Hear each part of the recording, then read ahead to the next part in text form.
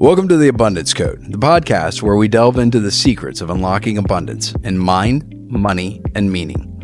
I'm your host, Jason Stanley. When you say, oh, I've been so busy, I haven't had time, or I just don't have any extra free time, all that stuff, right? Really what you're doing is short-circuiting your own ability to accomplish more. One of the lyrics in the song was, the words that we use are strong, they bring about reality. That's very true, and most people don't realize how that happens. Welcome back to the Abundance Code, where we discuss mind, money, and meaning. I'm Jason Stanley. Let's dive in. First and foremost, hope everybody had a great holiday season. Happy New Year to everybody. And looking forward to a great 2025. Last time we talked about goal setting. We talked about how you talk about things, or how I talk about things that I'm trying to accomplish. And sometimes putting those things out drives me to do what I need to do to be able to accomplish it, because I have to make it true, right? So sometimes talking about things before I've done them pushes me to action. So hopefully you found some use out of that. We talked about visualizing and stuff like that, about how you look at, your goals, how you talk about your goals, right? And the words that we say really make a difference, right? What we talk about, we bring about. A lot of people say that stuff. They don't really quite understand what that means. What does that mean, that what we talk about, we bring about, right? If you're a fan of the 80s and 80s music, Wang Chung had the song, Let's Have Fun Tonight, right? And one of the lyrics in the song was, the words that we use are strong, they bring about reality, and that's very true. And most people don't realize how that happens. What takes place when we start talking about things? How do we bring about reality with our words? How do we change our reality with our words, right? And so I want to talk a little bit about that.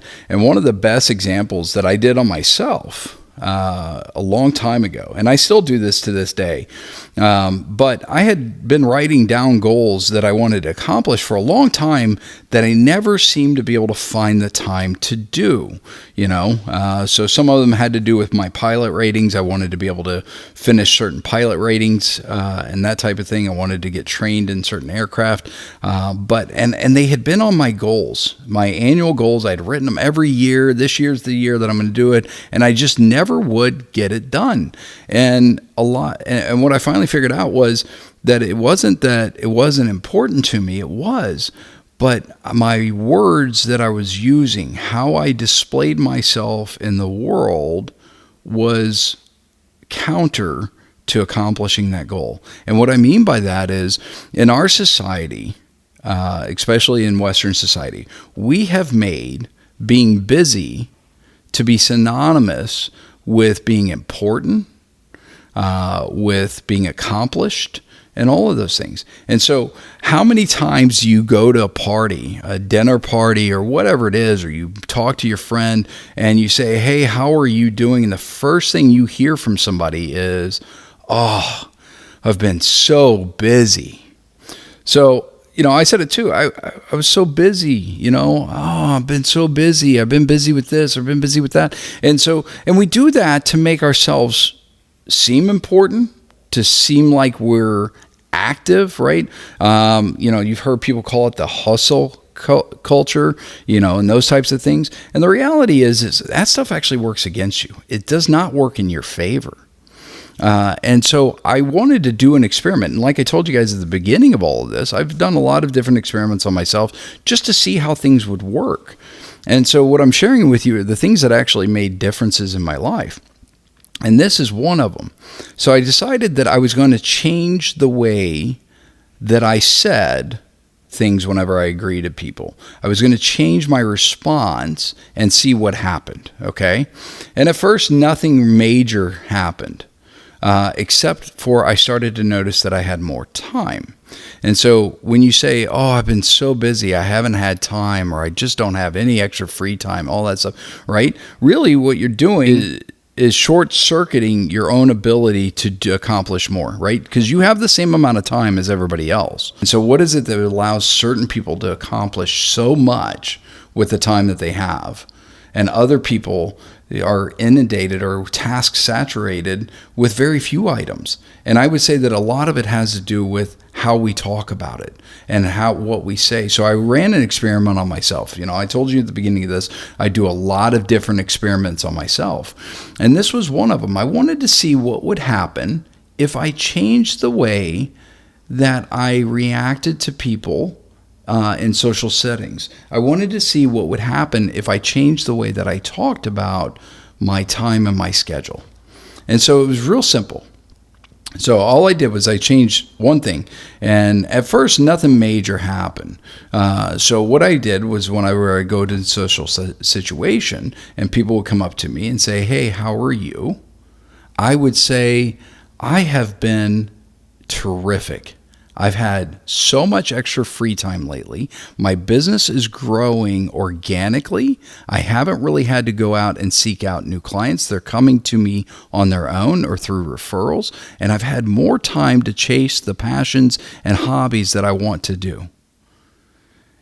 And the first thing that I noticed is people looked at me like I had lost my ever-living mind, So it was such a far departure from what people are used to hearing that people just sat there and looked at you and almost didn't want to talk to me at first because they're like, "Well, screw you, I'm busy."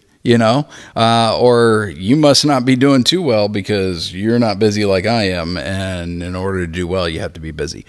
But what I noticed is while people reacted oddly to it and didn't know quite what to say, what I did notice in my own life is suddenly I started to figure out where I had time. Because what I was doing before was really short-circuiting my own brain. I was short-circuiting the way, my access to my own time. And what I mean by that was by saying that I was busy all the time, right? I was programming that into my head, and I had to make it true. And when you say that and you have to make it true, guess what you start to do? You start to fill the time. So you would fill hours. I noticed I would fill hours of blocks of time with nonsense, right? It was busy work, but it wasn't really work that was driving me towards anything. The result over the long term of doing this over about a 3 to 6 month period was that I went on, I actually finished those pilot ratings that I wanted to finish. I got trained in the aircraft that I wanted to get trained in. I actually ended up buying my first airplane. I've gotten trained in other things as well. I've been able to take classes from Columbia University, MIT, those kinds of places to learn different things that I find interesting. Took classes on AI. I've taken classes on family enterprises, that kind of stuff, because I have more free time, right? And we oftentimes will use words that are counterproductive to what we really want to accomplish. And we don't really think about how our language and the words that we're using bring about our reality. So when you say things like, "I just don't have any time," the reality is you probably do. You're probably watching a TV show. You're probably watching sports. You're playing on your phone.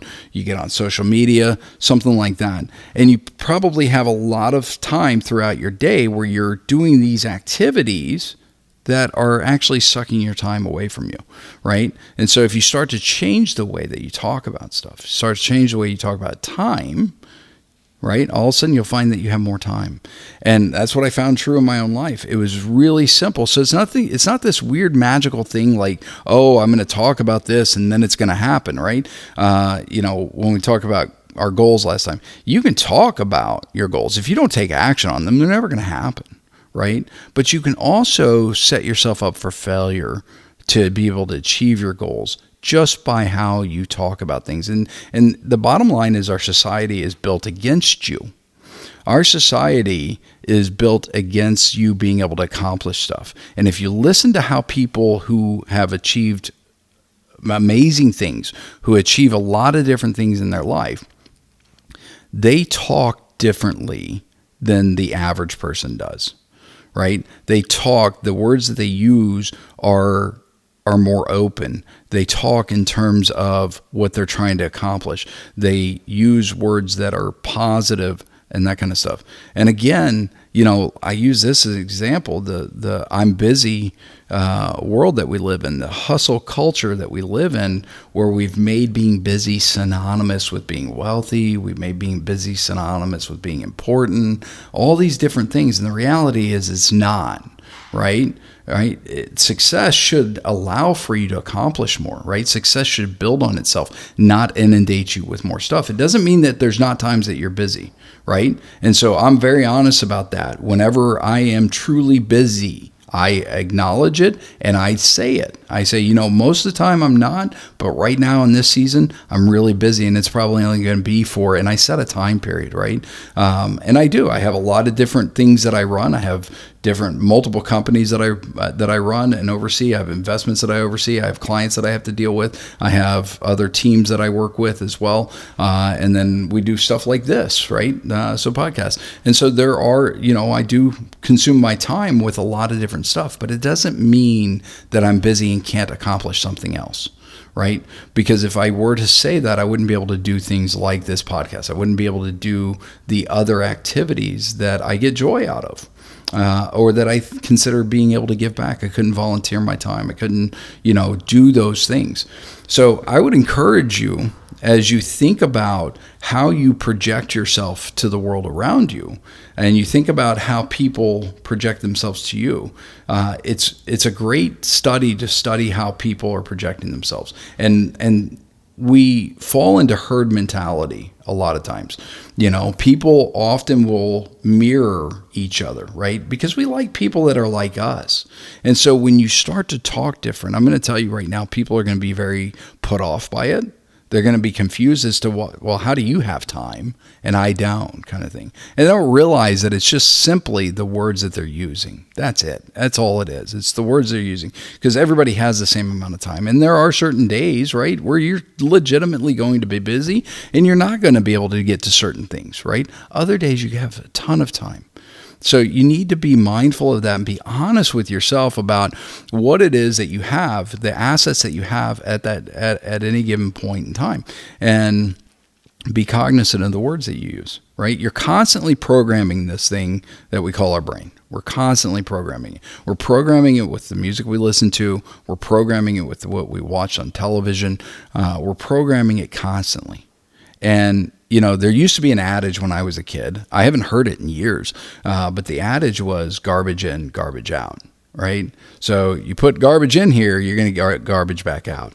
And so, to take it a step further, I am very particular about what I listen to music-wise. I'm very particular about the lyrics that I allow to be played around me and that kind of stuff. Because when you start to say those things, right, they need to be things that reinforce your belief systems. They need to be things that reinforce the positives in your life, not the negatives. I'll give you an example. There's a song, I think I can say it on here, but there's a song by Beck called I'm a Loser, right? And when I was younger, I thought it was a really cool song. I will not listen to that song anymore, because throughout the entire song, it repeats the phrase, I'm a loser, baby. It just says it over and over and over again, right? And what I notice is I'm singing along with it. And so what do you think is actually getting put into my brain, right? And you go, well, it's just a song. That can't have that kind of effect. Again, remember from last time, your subconscious cannot tell the difference between make-believe and reality. That's why when you dream, it can feel very real. It's your subconscious playing out different stuff. That's why when you watch a movie, you cry or you laugh, because your subconscious starts to insert itself into that movie, right? You start to become part of it. And so, paying attention to what you're programming your mind with. So I tend to generally only like to watch movies that are funny, hopeful, inspirational. I don't watch things that are negative.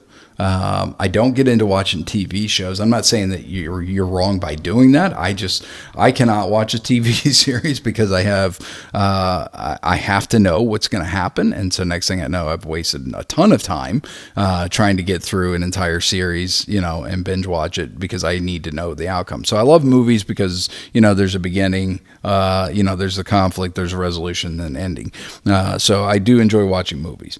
But I'm very cognizant of what I watch. It doesn't mean that I don't sometimes indulge in, murder mystery or something like that that's not necessarily positive, or even a horror flick or something like that. But generally, I want to be cognizant of what I am allowing into my world, right?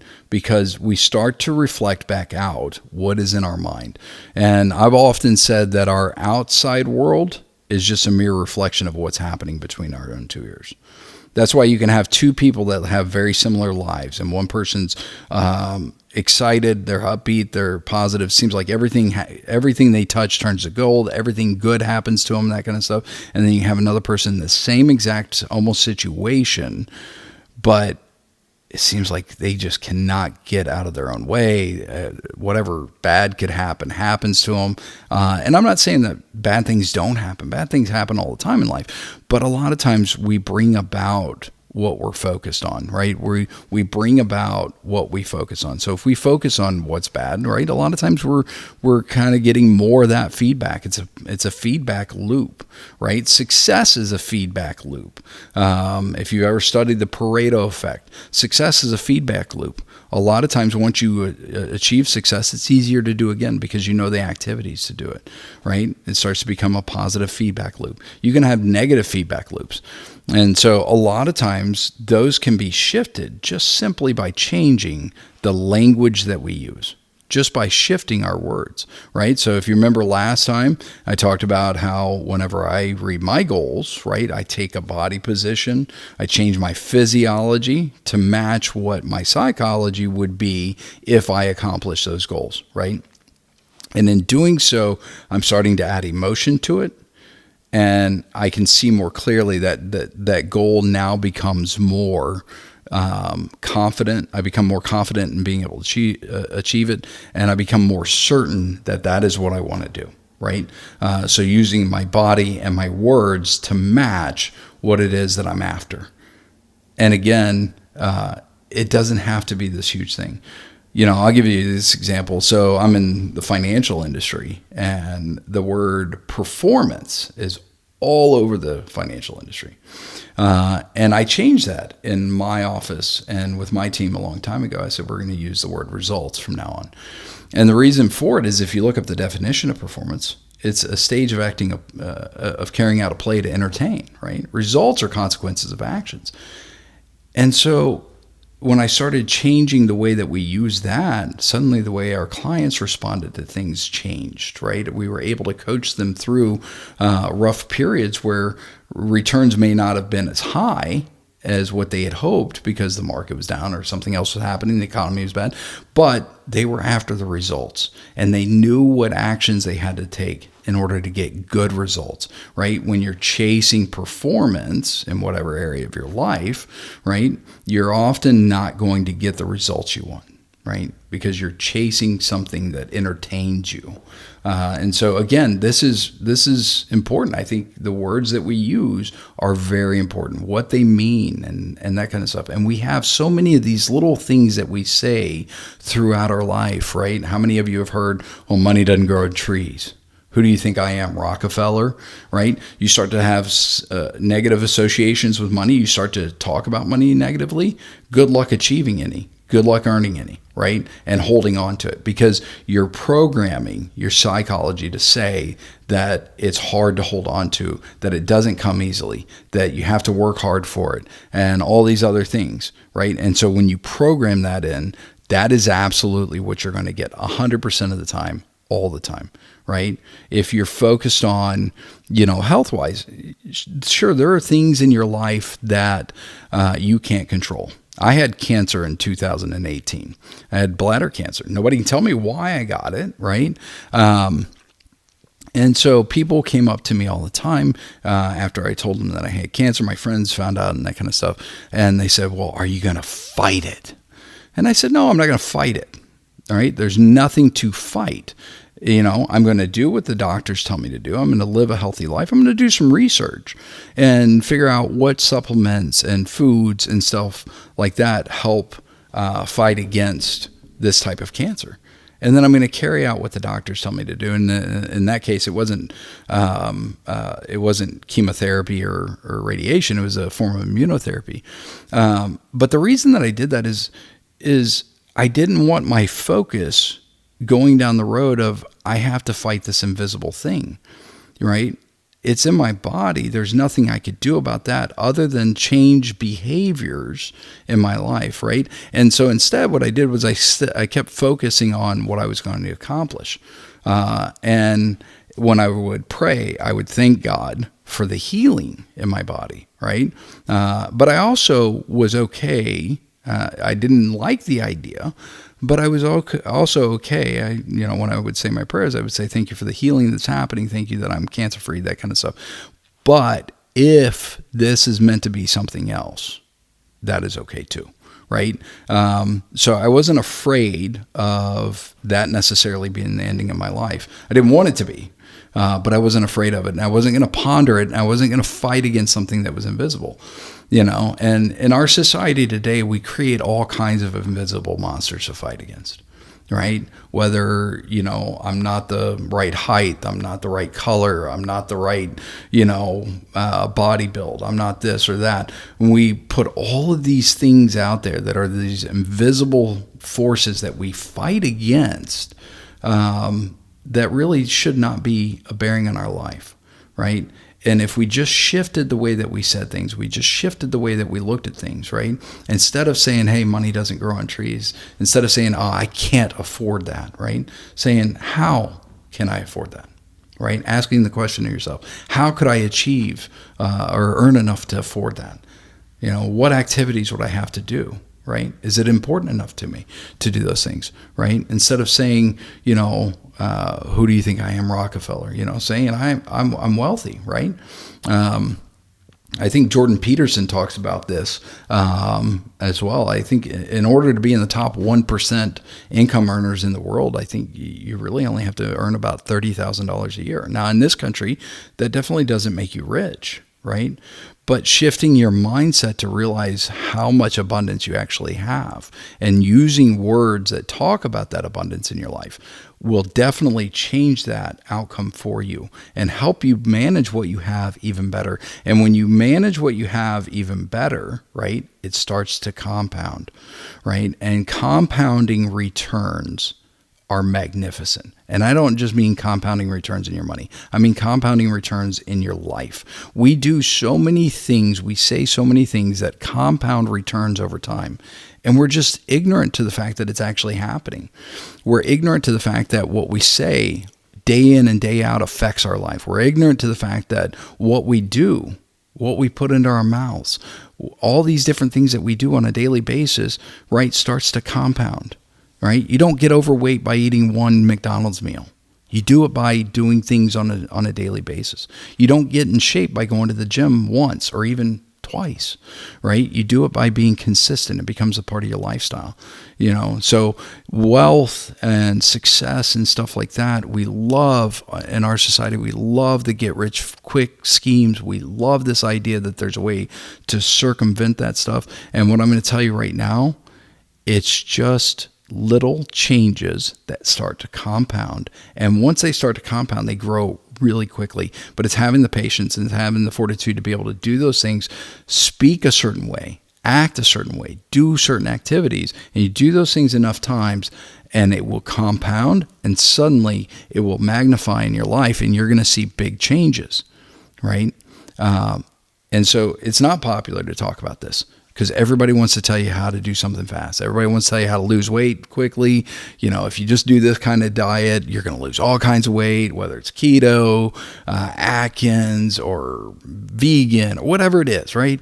You're going to do this. If you do this kind of workout and you just do it this number of times, you're going to get in shape. And that kind of stuff.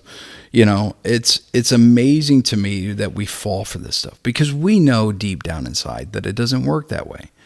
But we want a simple solution because we don't really want to have to look into ourselves and say, hey, what do I need to change? How do I need to change the way I talk? How do I need to change the way I live? How do I need to change my behaviors in order to accomplish something, right? It's easier to think, oh, well, I download this app that, and watch people work out on television while I eat my McDonald's. And then I should be in shape, right? It doesn't work that way. So again, the words that we say, the things that we do in our lives have a great impact on how our lives work.